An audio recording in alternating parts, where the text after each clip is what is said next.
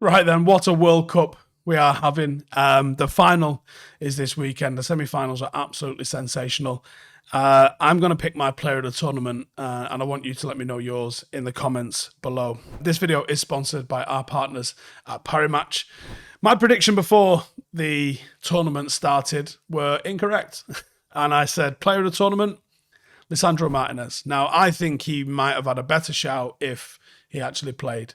The fact that they're barely playing him is annoying, but I'll take the positives. He's going to be fresh for Manchester United.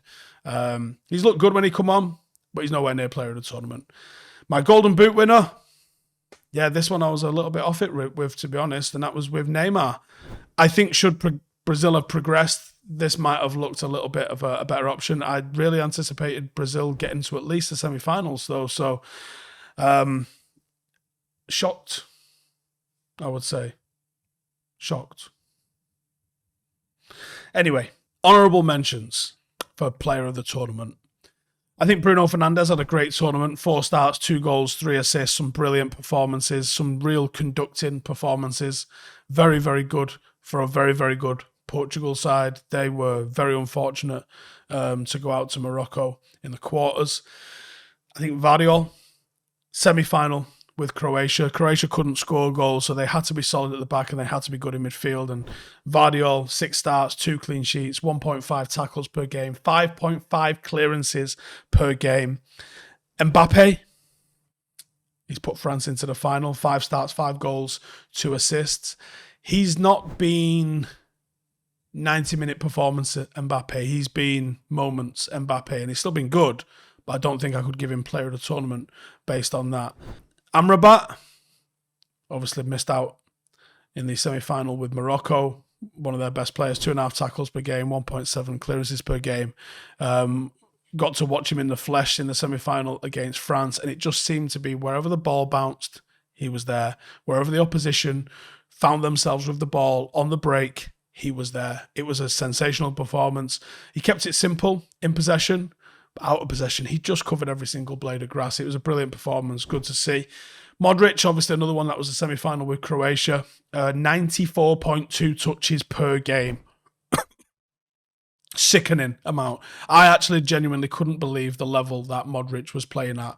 I didn't think he still had it in him. Did anyone think that Modric would turn up the way he did, put in the level of performance that he did?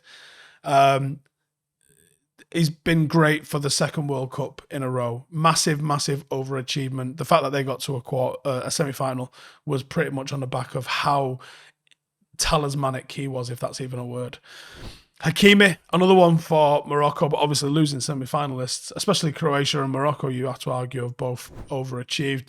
Hakimi, 6 starts, 3 clean sheets, 3.8 tackles per game. For a fullback that's generally seen as one that's more adventurous, they do attack down the right. Ziyech and Hakimi were arguably the best partnership that I've seen all World Cup. They were both dominant down that side. They created so many chances. They had so many final third entries, even against France. It was always down that side. Key outlet for Morocco in the run that they had. Very, very impressive performance. Enzo Fernandez, he's going to go for big money. We spoke about him in the summer. We identified him as a target, someone that's probably going to get a big move soon. Ideally, would love to have seen him at United. He's now going to go for absolutely bonkers money. 1 goal, 1 assist. That doesn't show how deadly, how much quality he was playing with. He's been a sensational player for Argentina. Obviously, is now either going to win it or come runner up. And Lionel Messi, he's not my player of the tournament. It could change. The 2 that I'm going with, Messi's second only to 1 man. And this could change in the final. And it might go down to who wins it. But as I'm picking it right this second, it's not Messi. But the stats are ridiculous. 6 starts, 5 goals, 3 assists, 11 line-breaking passes into the opposition penalty area. If Lautaro Martinez could finish, Messi might more than double the assists that he's got. He could have come away with double figures goals and assists combined. He has got the chance to cement himself as the greatest, I think. Argentina are not near the final without him. He has been brilliant for them. But I almost think, and maybe I'm doing this, maybe I'm downplaying Messi because we sort of expected this level of performance from Messi.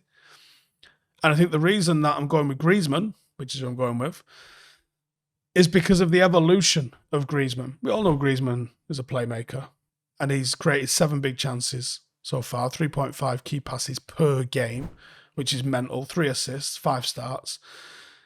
It's the box-to-box evolution, what Deschamps has turned him into.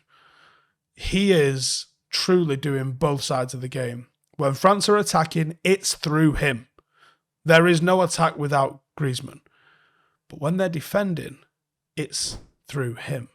1.8 tackles per game, 4.3 duels won per game.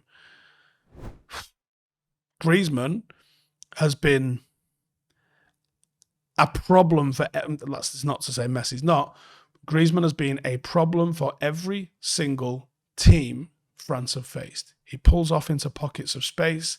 He finds himself in little areas where he can cause damage. He'll go and play off the right, link up with Mbappe, the left and link up with Mbappe. He'll go and play off the right, he'll link up with Dembele.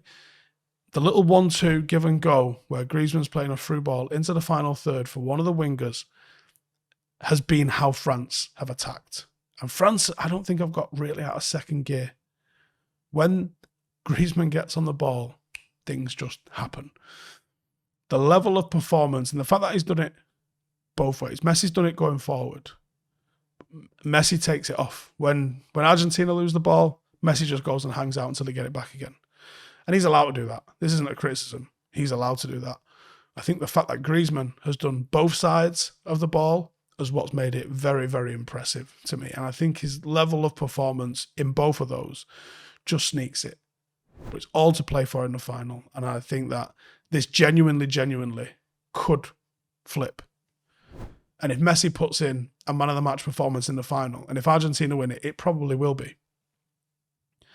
Messi could sneak it. But I've got to pick it before the final. And I've got to go with Griezmann. And if you want to see what's been going on, I've got a final World Cup vlog coming out probably after the final now on Monday. And I don't know if I've got a ticket yet. I think it's unlikely. I'm planning to watch it in the fan park unless I get a ticket. Obviously, I'd love to be there. But as it stands, I'm not going. Check out the vlogs if you've not seen them. I hope you've enjoyed all the content throughout the World Cup. It's been a phenomenal experience. And cheers for tuning in. Griezmann is my pick as the player of the tournament. And I think there's a good chance Messi's not going to come away empty-handed. I think he either comes away with the World Cup, Golden Boot, or all three, actually. Cheers for watching. I'll see you in the next one. Laters.